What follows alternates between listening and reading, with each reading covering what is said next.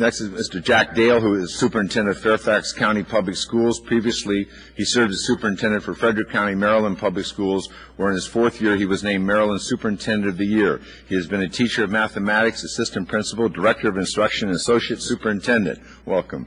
I want to thank you, Chairman Miller, for the opportunity to come testify, and with Joel Klein to recruit. Highly qualified. And I'm hoping at the end of the testimony here I'll have 2 contracts on the other side of it. I do want to commend you for these series of hearings that you're holding on No Child Left Behind, because I do believe that they are the most important, at least in my over 30-year career in education.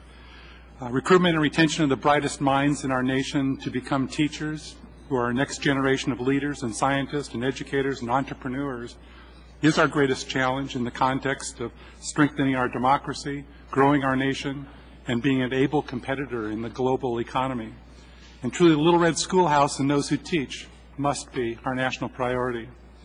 And so it is both an honor and a privilege to attend this hearing this morning to share with you the concept of teacher leadership that I started when I was a superintendent in Maryland and I am now implementing in Fairfax. Across our nation, teacher workforce solutions tend to be on the margin.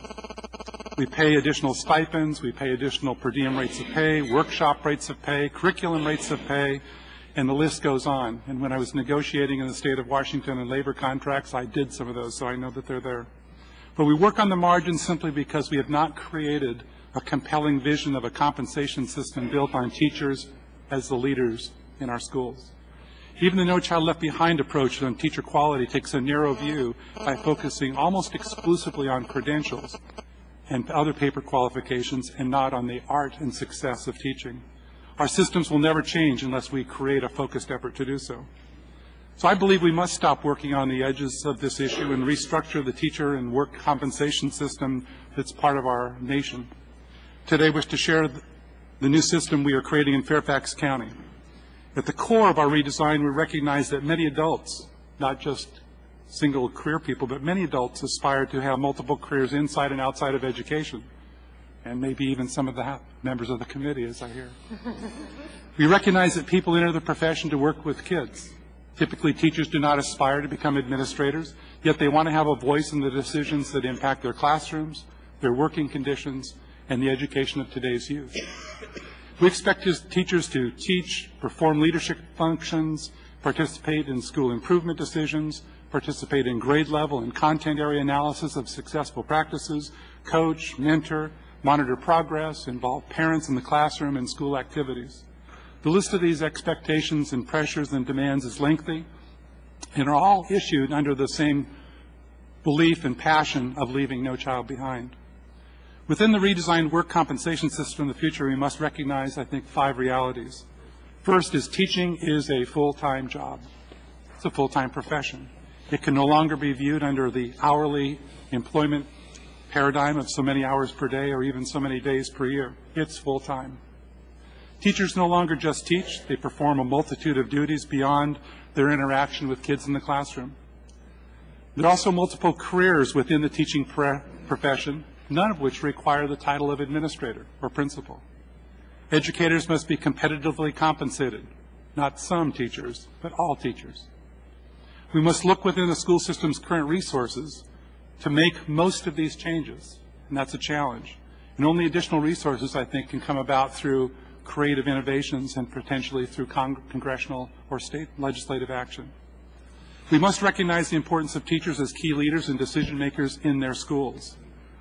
The new roles I proposed are based on 12-month contracts instead of the current 10 or so month contract. The proposed teacher roles are in addition to the normal 180 days that they meet with students and include the following different types of roles. One is what I would call a school improvement teacher leader. This includes working with the school leadership and the principal, assistant principals in shared leadership responsibilities in analyzing school performance, program changes, staff development needs, etc. A second role is what we would call feeder or cluster improvement teacher leaders, which focuses on the connections and collaborations in schools that are in the K-12 hierarchy of grades that our students progress through. Particularly in this area, we focus on content alignment and performance expectations. The third area is instructional teacher leader. It includes instructional innovation, curriculum mapping, developing strong teams of teacher leaders or teacher capacity within the classroom, and each of them refining their instructional skills. A fourth area is what I would call teacher, mentor, and trainer. This is dealing with our new teachers that prior to the start of school need extensive training, and during the first several years of teaching need lots of support and mentoring and coaching. A fourth area is not uncommon. I call it extended student learning. Focuses on tutoring and nurturing students who are performing below grade level or who need some even pre-teaching of the content before they start the school year. Such work could be done after school, during school breaks, or any time is necessary to have the kids be successful. The fifth area is a transition leadership that includes analysis and coordination of support services for kids as they go through the grade level.